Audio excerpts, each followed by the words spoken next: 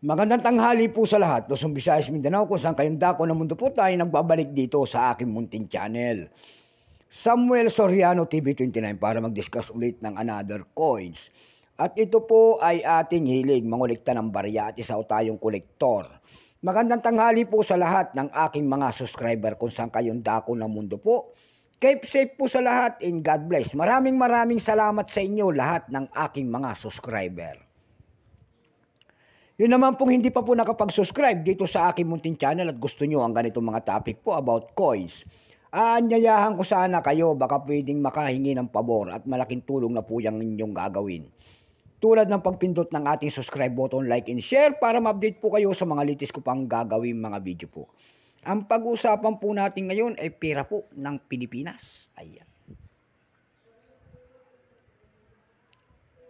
Ayan po ang ating pag-usapan. Baka mayroon kayong mga ganito po. Ayan, bultuhan po ang bili nito at hindi pa po kamahalan. Ayan, 50 centavos po, year 1964. Ayan.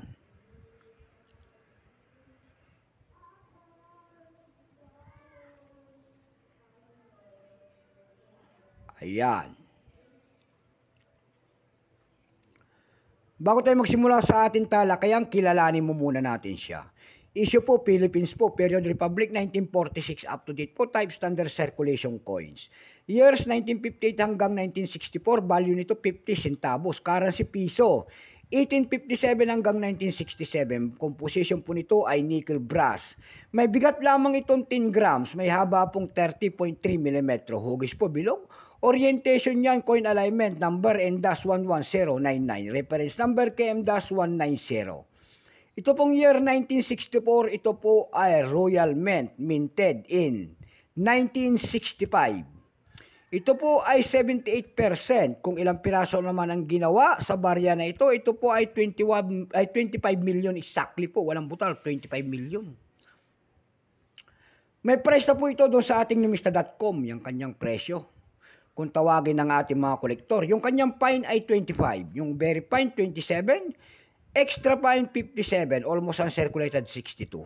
Ang circulated nito ay nagkakahalaga na po ng 98 pesos. Dako tayo sa kanyang presyo sa pandaigdigan. Doon sa EB.com, nakakita ko tayo nagbebenta doon na $9. Nasundan po ito ng $6.95. Dako naman tayo sa Carousel PH. Ayan. Sa Carousel PH po, ang seller po ay si Jen March 818. Yung 1964 niya doon ay binebenta niya po ng 2,000 pesos. Meron naman tayo nakita doon na 500 pesos. Ang seller naman po ay si Samut Sari. Yung kanya year 1964 doon ay binebenta niya rin na 1,600 pesos. Meron naman tayo nakita doon na 100 pesos po na nagbebenta. Ayan lamang po ang aking may babaging kanyang presyo, sagad na.